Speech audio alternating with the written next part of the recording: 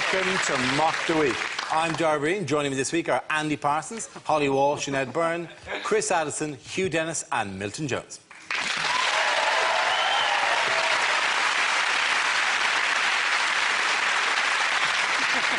We start with a round called Headliners. Here's a picture of Labour's two Eds, Balls and Miliband. But what does LAPM stand for? Is it, look, a pair of Muppets?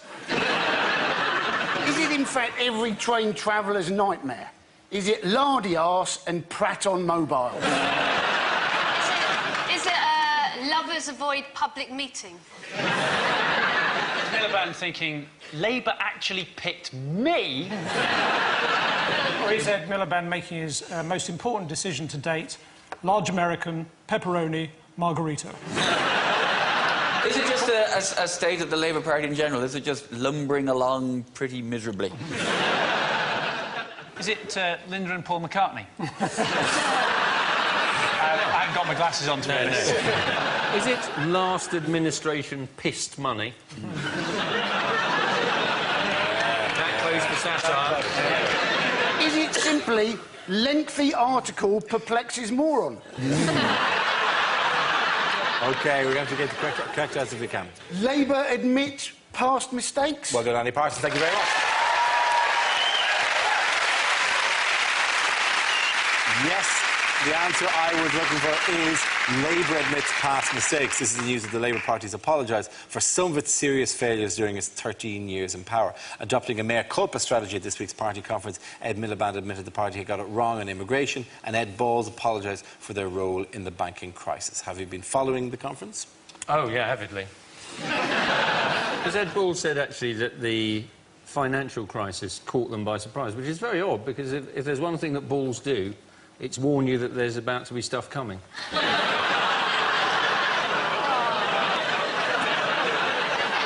Satire. Labour actually also apologised over immigration as well, didn't it? Yes. Turns out that basically when they were in charge, when you were coming into the country, they had no record of who was leaving or coming into the country, which seemed like madness to me, because whenever you came into the country, you always had to give your passport in, and they went bip. And I would assume that that meant that they knew whether you were coming in or whether you were going out. Apparently not. It didn't say the computer says yes or the computer says no. It might just as well have said bip, baked beans, 39 pence. You know, the last time I came in, I flew into Stansted, and I waited for ages in the queue, and I got to the front of the queue, and I handed my passport to the guy, and he just stared at me. He literally just stared at me like he went on that. Looked down, looked up, looked down, looked up. And then he went, "Can I have your autograph?" My brother had to renew his driving licence recently. He had to get a photograph taken for that. And he went out the night before, like the day he was going to get it done, he got absolutely wasted. So when the photograph was taken, he was really drunk. And I was like, "Why did you do that?" And he goes, "Well, in case I ever get pulled over for drink driving." I want to make sure they've got a... So they look at it and go, "No, no, that's what he looks like. Drive on, sir." He's still wearing the little hat with a... What, by the way, how did Ed Balls relax during the week? Did you see him? Football. Oh. He was playing football, yeah. The photographs appeared everywhere of Ed Balls playing football. And, you know, Grant, you know, it's not the most dignified at times, but he's committed. There's gusto there. He says he's not going to run for the leadership. Looks like he could waddle for it. Yeah, unfortunately, the fact that both photographs feature this doesn't make it look that he constantly, that's all he did, like that midway through the game he stored nuts for the winter. All the people were chanting, he's fat, he's round, he devalued the pound. Eddie Balls, Eddie Balls. Noticing that the sponsorship logo on it is the National Grid. Why are National Grid spending money to sponsor? What is our other option to get electricity around other than the National Grid? Why does the National Grid need to advertise themselves? What else are we going to use? This is the National Grid. Are you getting electricity from a guy with a bucket? Don't do that. Use plugs. Plugs are connected to us, the National Grid. This was a match. This was a football match between Labour MPs and journalists, apparently. And in the match report, it said that Labour had a very disappointing left wing. That close to satire. Yeah. How popular is Miliband at the moment? How long is a piece of shitty string? He's like part rhetorical, but with the word shitty inside it. Yeah. No, so any idea where he is in the polls? He's got a difficult job, hasn't he? Because he's got to keep the unions on side. Because we don't want a coal strike like 1974, because that year there were a lot of snowmen without eyes. Isn't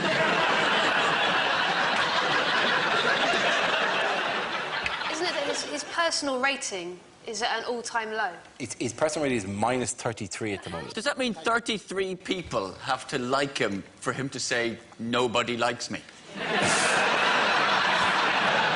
It's a good line, actually. It's 16 and a half people really have to just swing. It's a swing thing. It's a good joke, but mathematically I can't let it pass. Darren, don't take this wrong, but fuck off. The risk of going off on a tangent.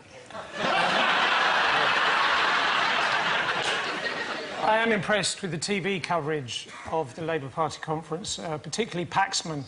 He's come a long way since trying to eat dots and being chased by ghosts around a maze.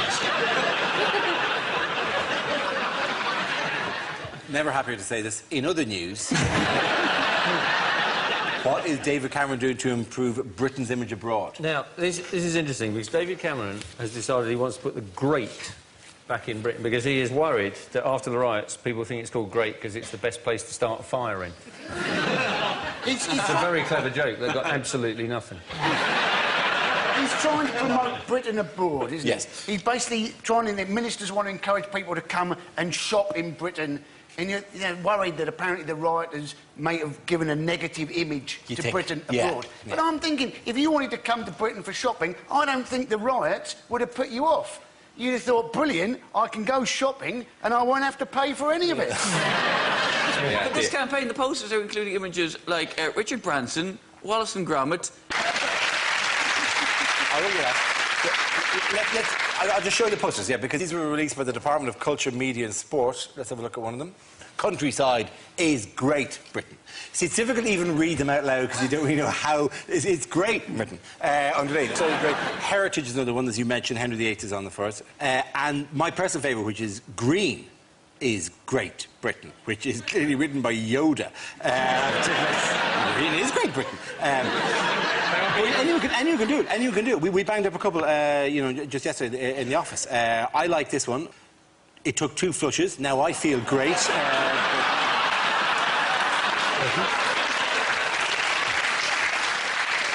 Or another favourite of mine, which is thanks, love. That was great. He's right there, isn't he? That one with the trains. That one with the trains is right, because the trains are what makes Britain great, because they provide unparalleled views of the British countryside. And they often provide them without the blurring effects of velocity.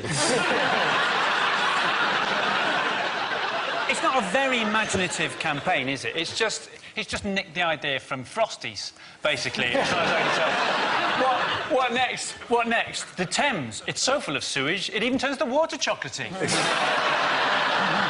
OK, at the end of that round, the points go to Ed, Holly and Andy. Now we play a round called Chortle Combat.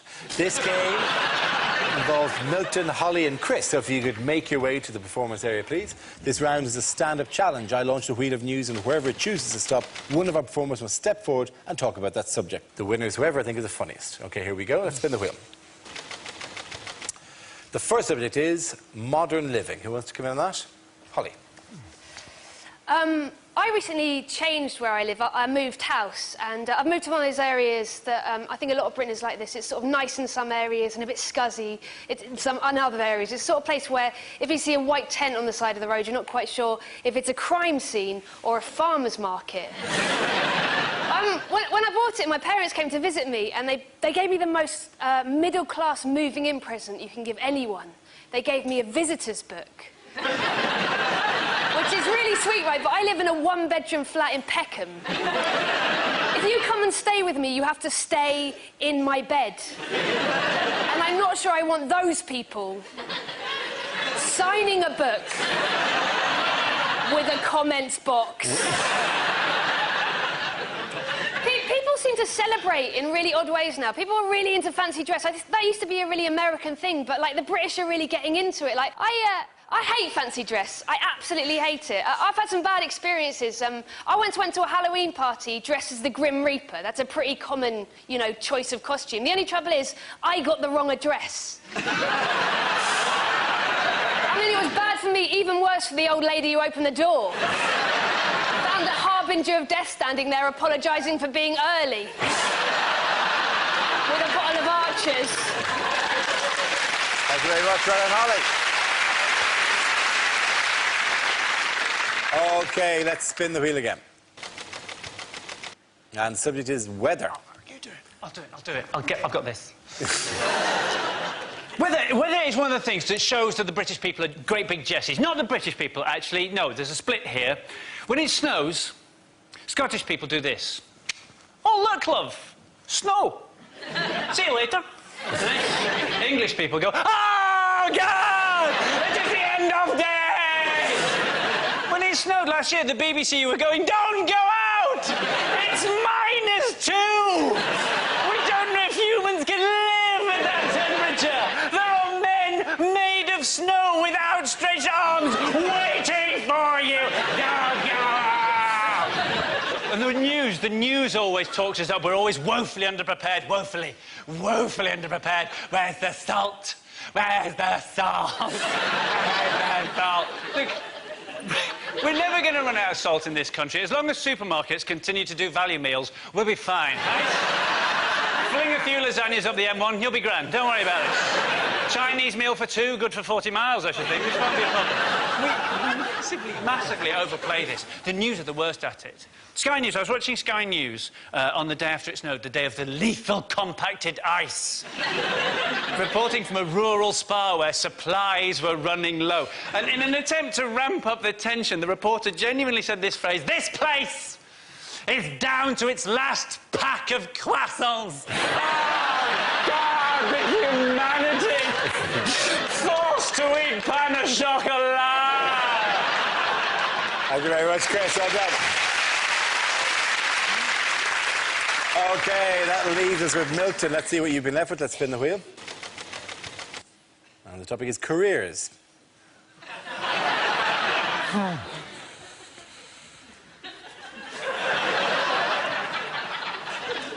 At college, I studied agriculture and communications, specialising in sheep. In the end, I came out with a BAA.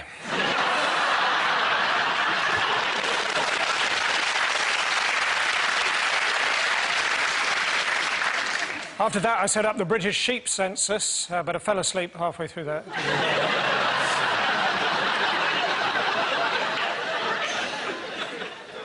At the end of the day, my dad always goes round pulling out all the plugs and turning out all the lights, very safety conscious.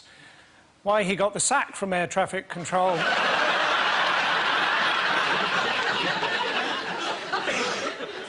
My nephew, when he grows up, he wants to be an accountant. So for his birthday, I bought him a great big bag of receipts. I said, listen, don't worry if you don't like them. I've kept all the presents.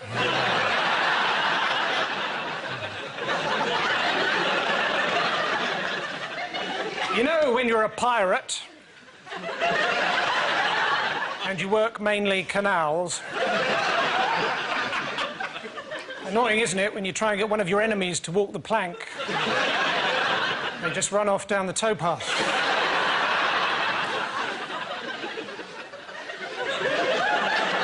Mind you, the state of the towpath near us, I wouldn't touch it with a... OK, points at the end round. We've got a Milton and Chris. Come on, sit back down.